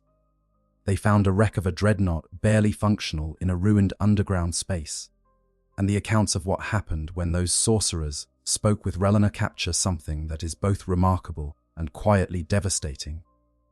He initially assumed they were trying to deceive him. After 10,000 years of isolation, he had no particular reason to trust any stranger who arrived claiming benign intentions, and his capacity for assessing the truthfulness of statements, which had apparently been something he was known for even before the heresy. The lore mentions he could tell a lie the moment it was told, remained intact enough to interrogate their story. When he was satisfied of what they actually were and what they actually wanted, he told them, briefly and without elaboration, what he was waiting for. And then Fulgrim came. The accounts of what happened in that underground chamber are remarkable in several ways, but the detail that matters most for our purposes is this one. When Fulgrim, now a daemon prince of Slaanesh, asked Rylana why he had summoned him to this long dead place, presumably expecting some elaborate speech, some grand indictment, some rhetorically satisfying final statement from the last voice of the Legion's loyalist past, Rylana's answer was, more or less, that he had no words. He had a bomb, and he threw it. The bomb was intercepted by the sorcerers. The explosion was contained. Rylana, his plan failed, was left to fight Fulgrim directly, which was always going to end only one way. But before it ended, as Fulgrim taunted him and mocked his ruined state, and offered him a new body if he would only submit, Rylana repeated his name and his titles, loudly and clearly: Rylana of the Emperor's children, ancient of rights, venerable of the Palatine host, and proud servant of the Emperor of mankind, beloved by all. He rejected Fulgrim, permanently, with the full force of whatever remained of himself, and then the fighting ended in the only way it could. But the lore preserves a remarkable detail about what Rylana's final defiance did to Fulgrim. The Daemon Primarch, one of the most powerful entities in the warp, a being who has spent 10,000 years in a state of continuous sensation and continuous self-indulgence and continuous pursuit of every pleasure and experience that Slaanesh could provide, was marked by that moment, not destroyed, not diminished in any material sense, but marked. The accounts suggest that Rylana's last act of defiance left a scar on Fulgrim's soul that not even Slaanesh's constant whispers could fully soothe. The grim mark upon Fulgrim's soul that would linger forever after, one source says. A broken dreadnought, alone for 10,000 years on a dead world, forgotten by everyone except the daemon he was waiting for, left a permanent wound on a god's champion's immortal soul. There is something in that worth holding. But before we hold it, let us note what the 10,000 years did to Rylanor. He said his name, clearly and firmly, at the end. But the accounts of that final encounter also mention something that runs alongside the defiance like a dark current. Almost underneath it, the Thousand Sons sorcerers noted that he had forgotten. Not everything, not his purpose, not his pride or his loyalty, but he had forgotten brothers. He had forgotten specifics. He had forgotten, the lore tells us, much of what had been lost in the millennia of isolation and damage. The name held, the purpose held. But the world that the name had once referred to, the legion, the brothers, the ceremonies he had presided over, the texture of what it had meant to be the ancient of rites of the Emperor's children, in the days when the Emperor's children were worth the name. Most of that was gone. He had the architecture of himself without most of the interior, a structure that remained standing only because what supported it was dense enough and old enough to function as its own foundation. It is one of the most honest portrayals of identity under extreme stress in all of the Warhammer lore. What you are when there is almost nothing left is what you have always been at the most fundamental level, stripped of all the elaboration and complication that a full life of experience normally wraps around that core. Rylanor at the end was the fact of his loyalty, the fact of his purpose, and the fact of his name. Everything else the years had taken. There is a moment in Rylanor's story that does not get as much attention as the bomb throwing, but which is in some ways more revealing. When Fulgrim appears in the underground chamber, he is mocking. He comments on Rylanor's damaged appearance, the centuries accumulated wreckage of a chassis that has received no maintenance and suffered multiple near-fatal encounters with traitor forces. He offers Rylanor a new body, a perfect form that Slaanesh can provide if Rylanor will only submit. He presents his own transformation, from the already extraordinary figure of the Emperor's children's Primarch into a Daemon Prince of Slaanesh, a being of almost limitless power and sensation, as something Rylanor should envy, and Rylanor does not take the offer. This refusal is presented as heroism, and it is heroism. But it is also something more specific than the standard heroic refusal of the Chaos powers. Fulgrim is offering exactly what the Dreadnought experience most conspicuously lacks: a body, the ability to feel. Sensation restored after centuries of cold fluid and mechanical data. The return of the experience of being embodied rather than entombed. For a being who has spent 10,000 years in an amniotic tank on a dead world, the thing Fulgrim is offering is not abstract. It is precisely targeted at the most specific privation of Rylanor's existence. Fulgrim knows what was taken when Rylanor was sealed in the sarcophagus. He is offering to give it back, in a corrupted and servile form, but still, the warmth, the sensation, the feel of something other than cold fluid and the hum of life support systems. And Rylanor says no, not because the offer does not address a real loss. It does. Not because the loss does not matter. It matters enormously. The accounts of the Dreadnought experience make clear that the deprivation is continuous and profound. But because what Fulgrim is offering is not a restoration of what was lost. It is a replacement, a Slaaneshi body serving Slaanesh's purposes, feeling Slaanesh's favored sensations, experiencing the world through the corrupted lens of a god whose idea of pleasure is the systematic destruction of everything that makes experience meaningful. It would feel like something, but it would not be Rylanor feeling it. The distinction between feeling something and Rylanor feeling something is the whole point. The entire 10,000 years of isolation and damage, and the slow erosion of everything except the name and the purpose. All of that was in service of maintaining the specific thread of identity that meant anything he experienced, good or bad, was experienced by him. Rylanor in a Slaaneshi body is not Relanor. It is the Chaos God's use of the materials that were once Rylanor to construct a servant. He would rather be cold and broken and forgotten and alone. He would rather be the last remnant of a defeated loyalism on a dead world. Sealed underground with a bomb he built from pieces of the weapons that killed his brothers. He would rather say his name into the darkness, clearly and firmly, and throw the bomb, than feel the sensation of existence through a mechanism that has taken what he was and reoriented it towards something that was never his. This is not a small thing. The Warhammer setting is full of characters who break under exactly this kind of pressure, who are offered exactly what they most want, filtered through a corruption that negates the wanting, and who take it. The story of Fulgrim himself is that story. The beautiful, perfectionist Primarch who wanted to be better than he was, who found a sword that offered him a shortcut to perfection, and who took it. and who became something that would have been unrecognizable to the warrior who reached for that sword in the first place. The thing that became Fulgrim does not experience itself as a betrayal of who Fulgrim was. It experiences itself as the fulfillment. It is wrong, and Rylanor is there to tell it so. And then the bomb is thrown, and then it is over. The machine took almost everything from Rylanor, but it could not take the specific quality that made Rylanor capable of that refusal, because that quality, call it integrity, call it the stubbornness of a mind that knows what it is and will not be told otherwise, is the same quality that makes the name survive when almost nothing else does. Bocho Awoikis Bajeon. I am Rylanor of the Emperor's children, ancient of rites, venerable of the Palatine host. The same answer spoken in different words. The machine took everything it could, but not that, not quite. He never talked about the 10,000 years. Not because he was protecting others from something too painful to hear, but because he simply no longer had the material to construct a narrative of them that would mean anything to someone who had not been there. What would he say?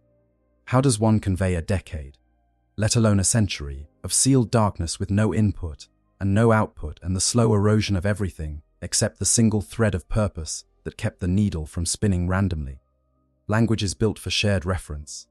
There was no shared reference for what Rylanor had endured, so he said his name instead, and then he threw the bomb. The Space Wolves have a word for what happened to the warrior they call Murderfang. They call him the Cursorborn. The name is not affectionate. It is not reverent in the way that Jorn's titles are reverent. It is simply descriptive of a fact that the chapter finds simultaneously necessary and deeply uncomfortable to acknowledge. In 960 M41, Logan Grenard's great company was conducting a campaign on the world of Omnicide. Already a name that does not suggest a pleasant environment, against a force of Chaos Space Marines from the Alpha Legion. The fighting had been grinding and costly in the way that engagements with the Alpha Legion tend to be, because the Alpha Legion does not fight fair and does not fight simply and does not concede the kind of clear narrative victories that make for satisfying sagas. The Space Wolves were exhausted and frustrated and taking casualties and making them, and then they found the Dreadnought. It was already fighting, already in the middle of the Chaos Marines, tearing through them with the frenzied efficiency of a machine that had been built for exactly this purpose, and that had apparently been doing it continuously for an unknown period of time before the Wolves arrived. They assumed it was one of their own, initially. It resembled a Space Wolves Dreadnought, had the general shape and configuration of one, bore the general silhouette that the chapter's Dreadnoughts have carried since the earliest days of the chapter's existence. They came to help it finish the fight. The Alpha Legion elements were dispatched. The Space Wolves turned to their apparent ally. It tried to kill them too. What they had found was not a battle brother in an extremis state, not a Dreadnought damaged and confused and striking out at everything nearby, while its systems tried to get their bearings. What they had found was something that had gone so far past that confusion was no longer the right word. The attempts to communicate produced only metallic snarls. Every effort to calm it made it more aggressive. It recognized the Space Wolves as beings in its physical vicinity, and it responded to them the way it responded to everything in its physical vicinity, with undifferentiated violence. They eventually captured it using Hellfrost technology, a particularly Fenrisian application that freezes biological and mechanical systems into temporary stasis, and brought it back to the Fang for study. The study did not produce a recovery. It produced identification of what had happened, which is different. The Canis helix, the genetic sequence at the heart of the Space Wolves gene, seed, is the source of almost everything that makes the Space Wolves distinctively themselves. It is what gives them their heightened senses, their elongated canines, their particular fierce pack, bonded social structure, the competitive aggression that serves them in combat and causes endless diplomatic friction everywhere else. It is also, the lore is very candid about this, a constant source of risk. The Canis helix wants to express its most extreme possibilities. Most of the time, the rest of the gene, seed, the chapter's training, the wolf priests who watch for the signs of deviation, and the will of the individual warrior are enough to hold it in check. Sometimes they are not. When a space wolf succumbs fully to the helix's most extreme expression, they undergo a transformation into something the chapter calls the Wolfen, a feral, lupine creature that retains space marine physiology, but has lost all the cognitive organization that makes Space Marine ability usable in a directed way. This transformation is possible in living Space Marines, with varying degrees of completeness and permanence. What the chapter discovered when they brought the thing that became Murderfang back to the Fang is that it is also possible in the pilots of Dreadnoughts. The organic remnant inside the sarcophagus, isolated from the social and institutional support that helps living space wolves maintain their balance, apparently exposed to something that triggered the Helix's worst tendencies, perhaps the centuries of isolation, perhaps some chaos influence in the environment of Omnicide, perhaps simply the accumulated pressure of being reduced to organic matter in a metal shell for longer than the Helix's stability was designed to endure, had undergone the transformation while sealed inside the machine.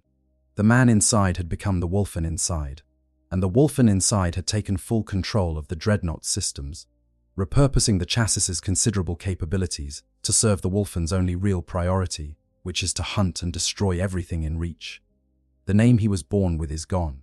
The records do not preserve it, or if they do, the connection between the name in the archives and the thing in the stasis vault at the bottom of the Fang has been severed so completely that the name might as well belong to someone else.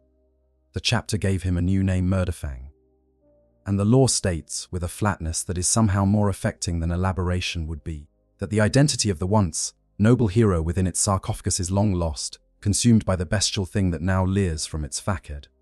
Long lost, not damaged, long lost, past the point of recovery, past the point where recovery is a meaningful concept. Whatever made that warrior who he was, his name, his history, his memories of brothers and campaigns, and the particular things that had shaped him into someone worth preserving in adamantium and ceramite, is not in there anymore. There is no one to tell it to, even if they could be asked. The chapter still uses him. When the threat is extreme enough and the alternatives are insufficient, they release him from his glacial prison and aim him at the problem. Murderfang fights with an effectiveness that the strategic mind behind the deployment relies on, which is to say he fights with the total commitment of something that has no self-preservation instinct because it has no self to preserve. At battle's end, they freeze him again, hoping that the rage can be stilled long enough to get him back underground before he turns on the wolves doing the freezing. There is nothing sacred about the chamber where Murderfang is held. There are no daily rituals of anointing, no visits from younger brothers seeking the gravity of ancient experience. There is a containment cell and chains, and the cold of the Hellfrost systems, and the understanding that what is inside is dangerous in a way that has nothing to do with honor and everything to do with the final outcome of a process that the chapter would rather not contemplate too directly. The chapter does not ask Murderfang what the years were like. Not because the answer would be too difficult to hear, but because there is no longer anyone inside who could answer. And if you look at the arc from Jorn, who is still Jorn after 10,000 years of everything the universe has thrown at him, to Murderfang, who is not anyone at all anymore, you can see the full range of the Dreadnought experience laid out in a single continuous line. At one end, a warrior preserved by his own furious will, bitter and damaged but coherent. Still the person he was, even if that person is now defined almost entirely by the things that were taken from him. At the other end, the absence of any person at all, a chassis that contains biology but not identity, a thing that was a name and is now just a force of nature.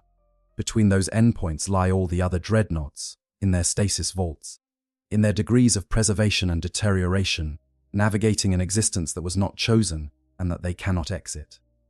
There is a version of the Dreadnought story that does not cloak itself in ceremony, a version that does not speak of honor and veneration and the sacred duty of living relics, a version that calls the experience by other names and does not bother to soften the language. The Chaos Space Marines have this version. The Hellbrute is the name for what happens when a Chaos Space Marine undergoes a version of the Dreadnought process. The similarities are significant. A mortally wounded warrior is placed inside an armored chassis, his organic remnants suspended in a sarcophagus at the machine's core, his nervous system interfaced with the mechanical systems through an MAU analog. The chassis becomes his body. He can no longer leave. He is sealed in.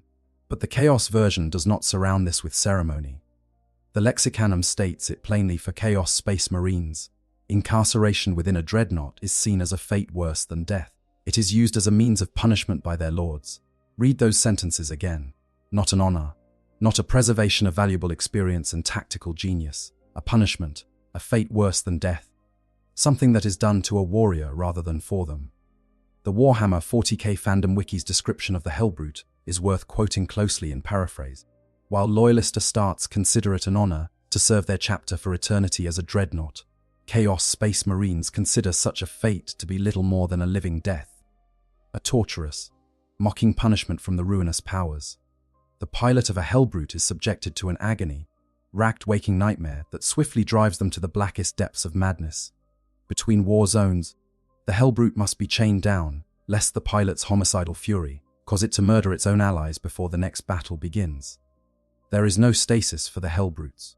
Stasis requires careful maintenance by skilled tech, priests using techniques that have been largely lost even to the Imperium, let alone to the traitor legions operating in the warp without the infrastructure and institutional knowledge that preservation requires.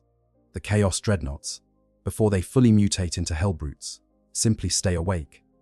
One source notes that without stasis, they remain awake through the millennia, sinking into ever greater depths of insanity, trapped in a nightmare that never ends. Think about what that means. If the stasis sleep itself, the merciful switch, throwing that keeps the loyalist pilots from experiencing the full continuous weight of their existence, is already what the lore acknowledges is causing dyschronometria and memory erosion and the slow dissolution of identity. What happens without it?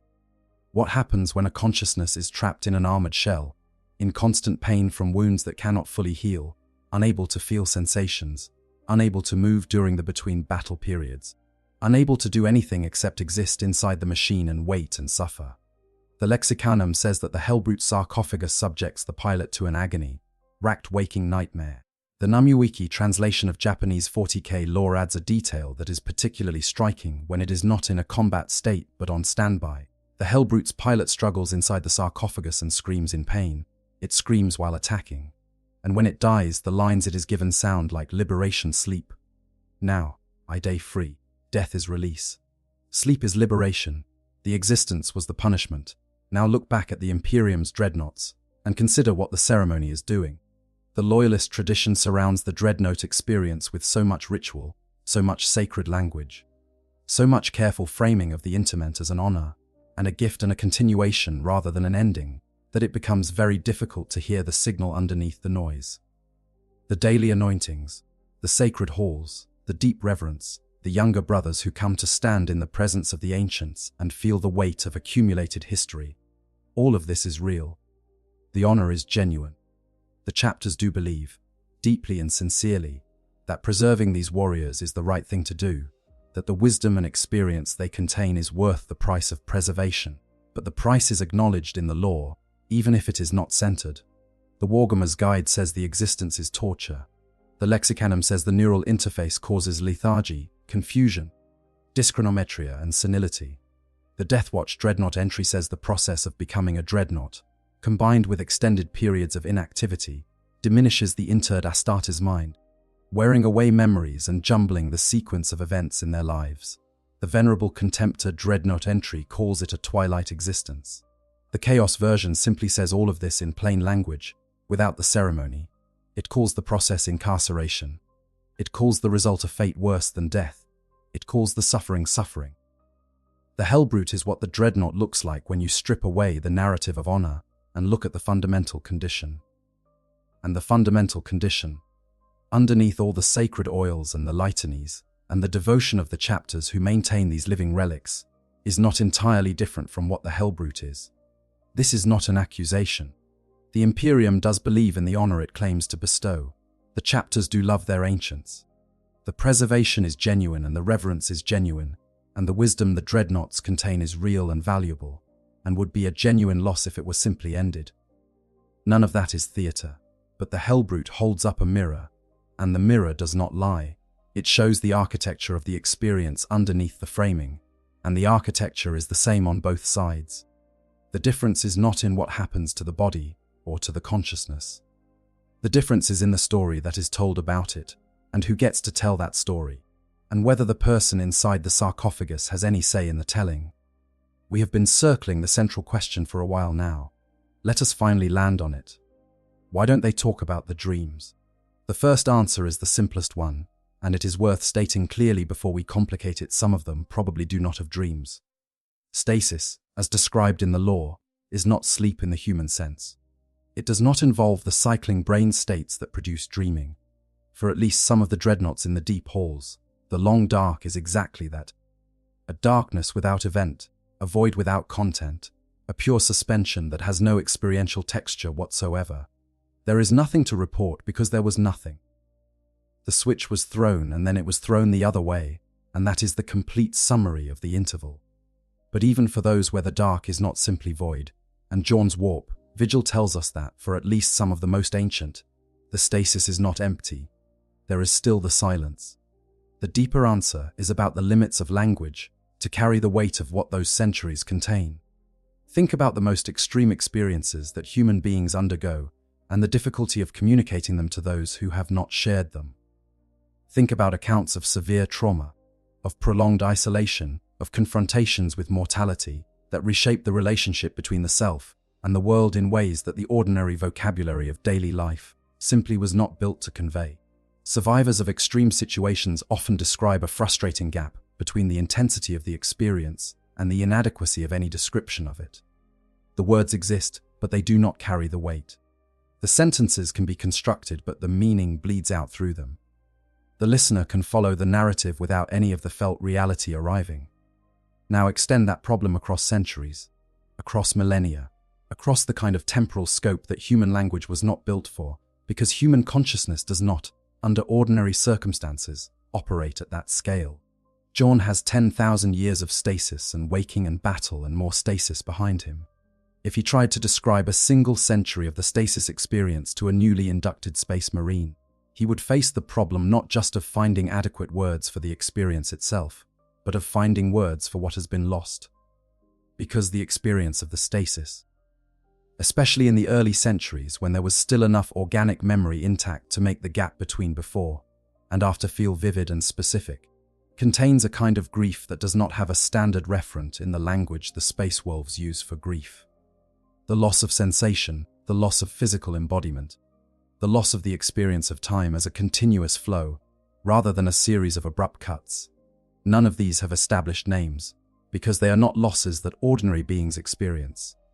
And then there is the specific content of the long dark, which for John includes the warp, Vigil and its decades of fighting entities, whose nature does not translate into the vocabulary of physical combat. The daemons he fights are not opponents in the conventional sense. They are expressions of the warp's hostility to coherent selfhood, and fighting them in that liminal space is less like a battle and more like an ongoing act of self-maintenance, an assertion of continued existence against forces that would prefer that existence to dissolve. How do you describe that to someone who is young and whole and living in real space? How do you find a frame of reference that both of you share? There is also the question of what sharing it would cost. John's coherence, after 10,000 years, is held together by his anger. Not anger in the everyday sense of elevated emotion in response to a specific provocation, but anger as a foundational orientation, a way of being in the world that precludes a certain kind of softness. The anger is armor, it is structure, it is the thing that, in the warp, allows him to maintain the pattern of himself against forces that prefer patterns to dissolve. John describing, in any depth, what the long dark is actually like would require him to access and articulate the parts of himself that are not armored, the grief, the loss, the particular ache of loving someone who chose your sacrifice for you and never came back, the specific texture of 10,000 years of being the one who was left behind. Those are not things that can be described without being felt while describing them, and feeling them, for John, is not a luxury he can safely afford. The anger is the armor. The silence is the preservation of the armor. The younger space wolves who wake him and ask him about Lemon Russ are, in a sense, asking him to perform something. To deliver the chapter's history in a form that serves their need for continuity and connection with the past. John does this impatiently, because it is his function and because he knows it matters, even if he finds the asking exasperating.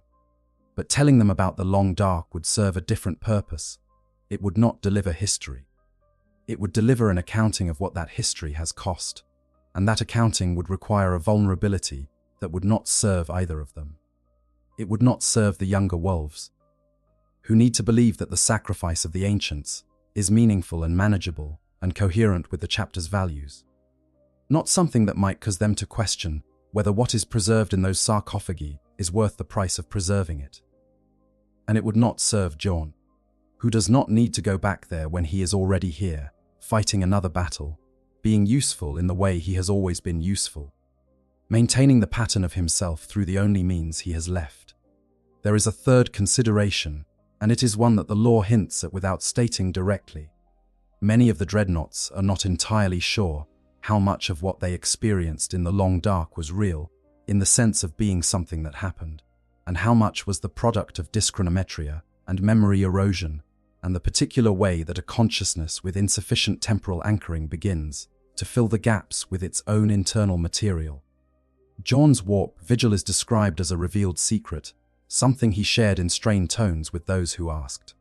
But the accounts of it have a slightly uncertain quality, a sense that what is being described may be as much interpretation as documentation, as much the way a consciousness organizes an incomprehensible experience into a comprehensible narrative, as it is a precise account of what objectively occurred. The warp does not produce objective events. It produces experiences shaped by the consciousness that encounters it. Ancient Rylana spent 10,000 years in isolation, and the lore says he had gone a bit off the deep end.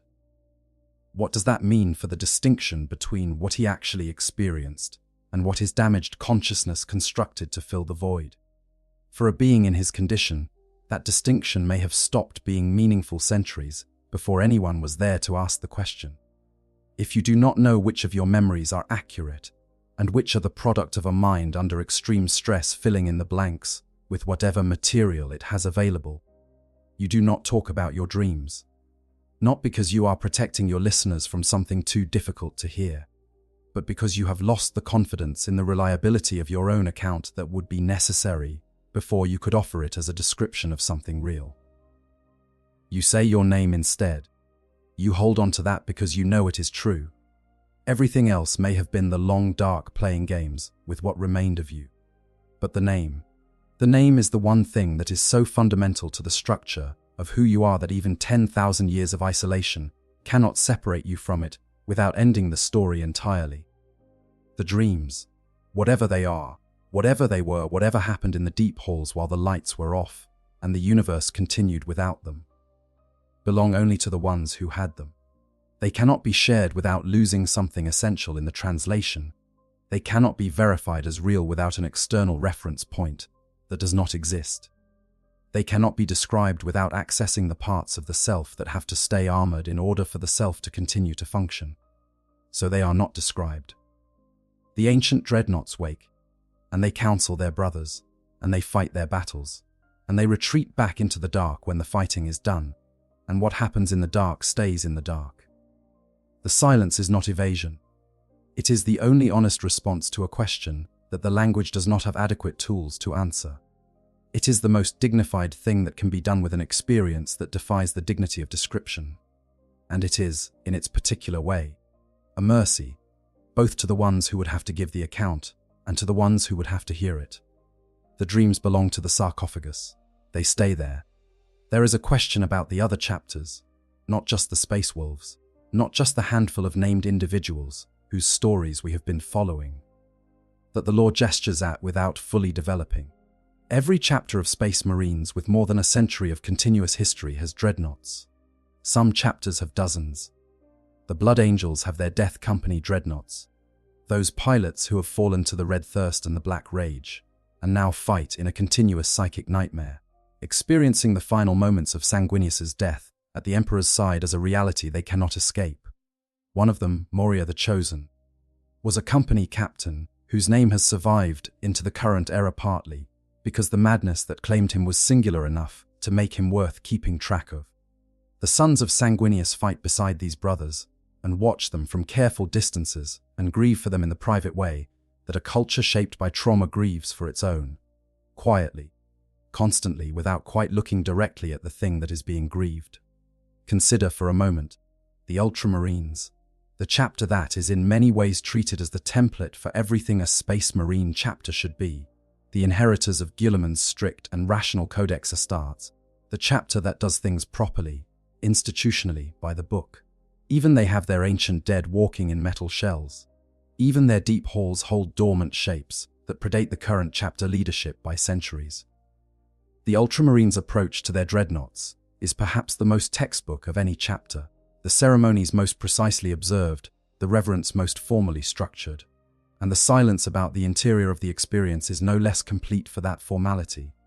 If anything, it is more complete, because the Ultramarines' institutional culture is not one that comfortably accommodates the kind of admission that describing the Long Dark would require. Guilliman built an institution on the idea that Space Marines are tools with agency, instruments of a rational will, warriors who serve a function, and whose personal experience of serving that function is secondary to the function itself. You can see how a chapter shaped by that philosophy would be even less equipped than the Space Wolves to hear an ancient tell them what 10 centuries of stasis and periodic awakening has actually felt like from the inside. And the Ultramarines' dreadnoughts, shaped by centuries in that particular institutional culture, likely know it. They would not have the language for it even if they wanted to speak, because the chapter's vocabulary was not built to hold those words. So they say what they are asked to say. They share what is useful. The silence around everything else is not defiance or evasion. It is the natural result of a tradition that was never designed to ask the question in the first place. Every fortress monastery has its deep halls. Every deep hall has its dormant shapes. Every chapter that has existed long enough has the philosophical question hanging over it, the one that the ceremony exists in part to manage. Is this the right thing to be doing? Is the accumulation of living relics, each one a consciousness sealed in metal across centuries or millennia of stasis and darkness, and the particular forms of deterioration that the neural interface produces, a sustainable practice, a moral one, a kind one? The Imperium does not ask these questions. Institutional cultures rarely do, and the Imperium is the most institutional culture in the setting. A civilization built on the premise that individual judgment is dangerous and tradition is safe, and that questioning the established way of doing things is the first step toward heresy. The dreadnoughts exist. The tradition of creating dreadnoughts exists. The ceremony around the dreadnoughts exists. These things have existed for 10,000 years, and in the Imperium's framework, that alone is close to sufficient justification. What has survived 10,000 years of the worst that the galaxy can produce is by definition worth continuing. But the lore keeps finding ways to complicate this. The Hellbrutes that tell the story plainly. The Murderfangs that show the endpoint. The Jorns who are manifestly suffering even as they insist on continuing. The Rylanors who forget their brothers' names while holding onto the core of themselves like a dying flame cupped in both hands against the wind. And the silence. The consistent, universal, unremarked silence around the question of what the Long Dark contains. The characters who are loudest in the Warhammer setting, the Primarchs, the Great Warriors, the Chaos Lords, the Tyrant Monsters, they narrate themselves constantly. They explain their motivations, they speak their rages, they perform their natures for the setting's audience. The ancient dreadnoughts do not do this. They answer questions that are asked of them. They deliver counsel and battle, cry and ritual response. They do what they are called to do. But the interior, the actual experience of being sealed in the machine, of the centuries, of the warp or the void, of the long slow process by which a person becomes something both more and less than a person, that stays inside, this is not weakness. It is not failure of imagination on the part of the writers. It is the specific dignity of those who have endured something unendurable and have not allowed it to consume them entirely. In the psychological literature of the real world, there is a concept called post-traumatic growth, the paradoxical phenomenon in which extreme adversity, rather than destroying the person who undergoes it, sometimes produces a deepening of the self, a clarification of what matters and what does not, a kind of stripped down wisdom that comes from having had everything unessential taken away by force. It is not common, and it is not universal, and it is not something that redeems the trauma or makes it worth having. But it happens. Some people come through the unendurable having found, on the other side, a version of themselves more precisely themselves than the one who went in. Jorn is not exactly a case study in post-traumatic growth. The anger is too prominent, the bitterness too structural, the cost too evident in every interaction he has with a world that has changed so much around him that the continuities require effort to identify. But there is something in him, in the way the lore portrays him across 10,000 years of clearly unwanted existence, that has the quality of a person who knows what they are in a way that most people never achieve, because most people never have to find out. He knows because the machine and the stasis and the warp, Vigil have stripped everything else away and left the irreducible kernel, and the irreducible kernel is, for good and for ill, exactly what Jorn has always been: the anger, the loyalty, the specific Fenresian stubbornness that says I will not be what you want me to be, I am what I am, and if that is inconvenient then it is your inconvenience to manage. The machine took everything it could and left that, and that has been enough. Barely, and at enormous cost, but enough. 10,000 years. Enough. There is a kind of understanding that can only be reached by going around the front of something rather than straight at it. And the thing we have been going around, from the very beginning of this conversation, is the question of what the Dreadnought experience means, not just as a story element in the Warhammer 40 Zarozan setting, but as the thing it is functioning as in the mythology of the universe. Warhammer 40,000 is, at its most fundamental level, a universe built on a specific kind of horror. The horror of a civilization that has sacrificed everything that made it worth preserving in order to preserve it. The Imperium of man is not a good place. It is a place where billions of people live and die in conditions of unimaginable suffering and deprivation, where the machinery of power grinds through human lives as raw material, where the ideals that the civilization claims to be defending are honored almost entirely in the breach. The Emperor sits on his throne, technically alive but unable to act, kept that way by the continuous sacrifice of thousands of psychers every day, a god-king who has been dying for 10,000 years and will not be permitted to finish. The Primarchs, those luminous, terrifying sons of a god, were given to wars and manipulations and failures and exile and death and transformation into exactly the enemies they were made to fight.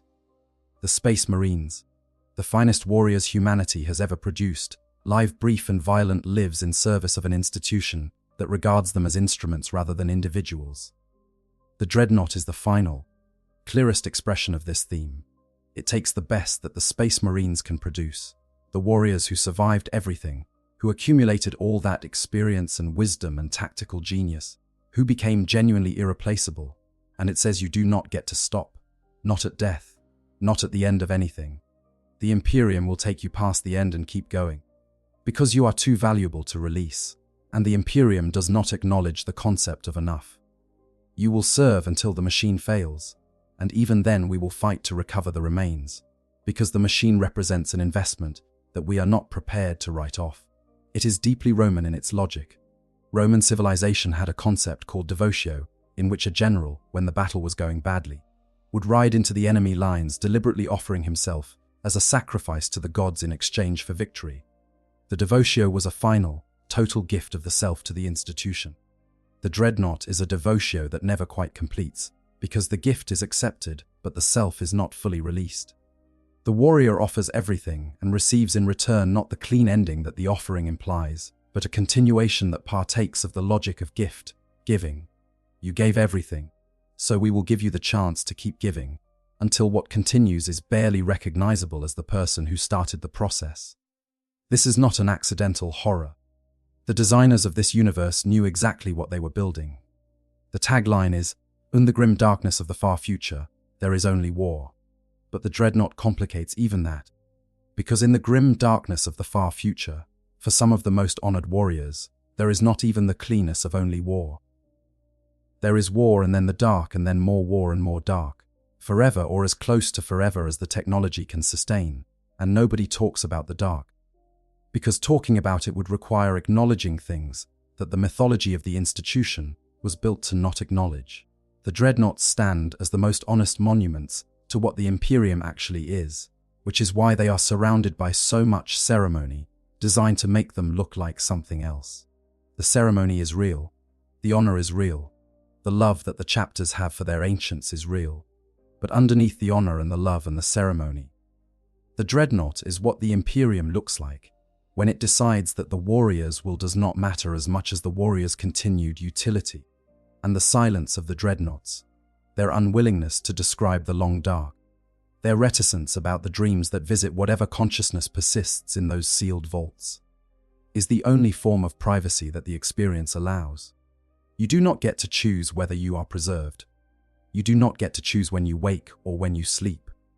You do not get to choose your battles or your rest or the manner of your ending.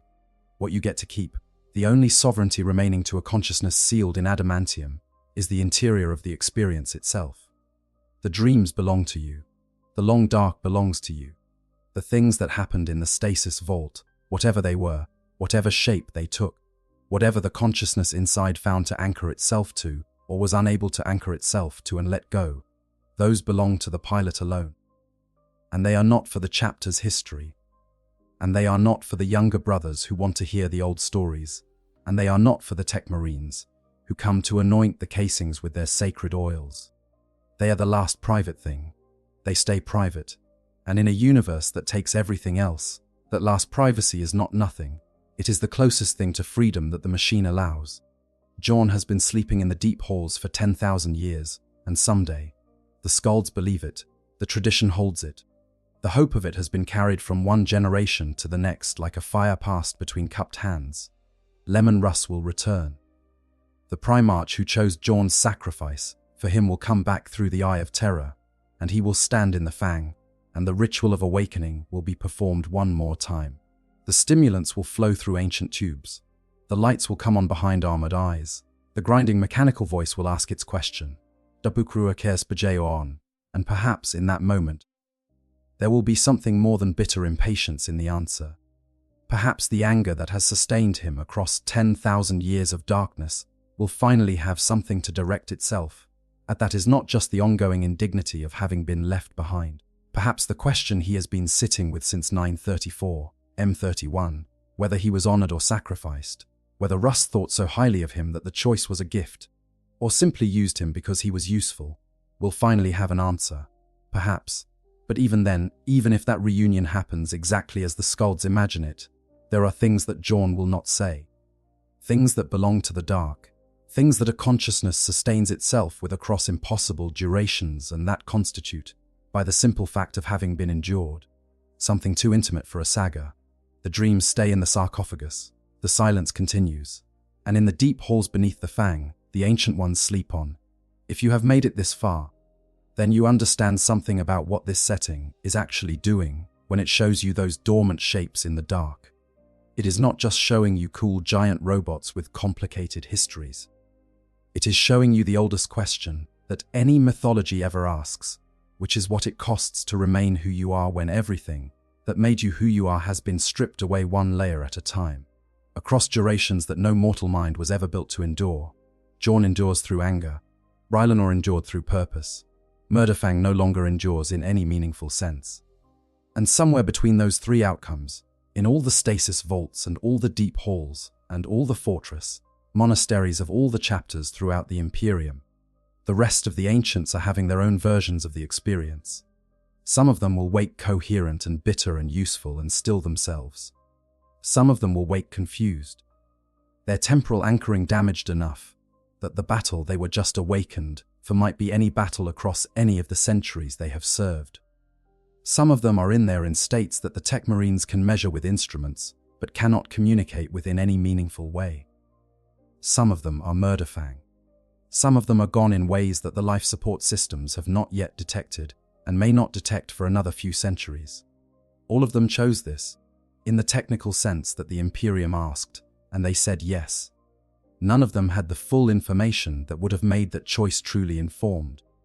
Because no one who hasn't experienced it can imagine it, and by the time you can imagine it, the choice has already been made for you. The Warhammer 40,000 setting does not offer resolutions to its darkest questions. It does not tell you that the sacrifice is worth it, or that it is not worth it, or that there is a way to make the arithmetic balance. It shows you the cost in unflinching detail and leaves the accounting to you. The Dreadnought is one of the most concentrated expressions of this approach, because it takes the cost of eternal service and makes it personal and specific and human, in the precise sense that it keeps the human consciousness inside the machine alive long enough to suffer the full weight of what the machine has made of it. They do not talk about the dreams. The dreams are not for talking about. The dreams are what is left when everything else is taken. the final personal residue of an existence that the institution has claimed, but that the consciousness inside has not fully surrendered. In the grim darkness of the far future, there is only war, but somewhere in the dark between the wars, there is also this 10,000 years of private grief and private fury and private experience that belongs to the ancient in the sarcophagus and to no one else. And that privacy, narrow and strange and difficult to even recognize as the kind of freedom it technically is not nothing. It is enough to keep the lights on. Barely sometimes, but enough. Enough for 10,000 years. Enough for whatever comes after. I hope you guys enjoyed the story. Make sure to hit the subscribe, like, share button, whatever you want. Give me some feedback if there's any. And yeah, sleep well.